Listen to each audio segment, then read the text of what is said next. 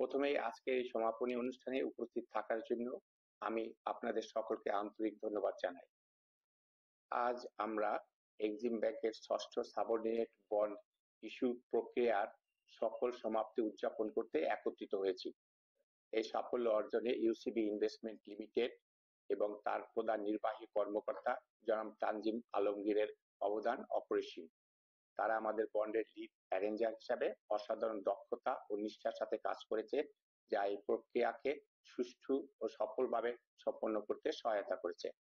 আমরা বিশ্বাস করি এই বন্ড ইস্যু শুধু এক্সিম ব্যাংকের জন্য নয়, বরং দেশের আর্থিক খাতের উন্নয়ন ও স্থিতিশীলতার জন্য একটি মাইলফলক হিসেবে কাজ করবে। আবারও ইউসিবি ইনভেস্টমেন্ট সহ সকলকে ধন্যবাদ জানিয়ে আমার বক্তব্য শেষ করছি। সবাই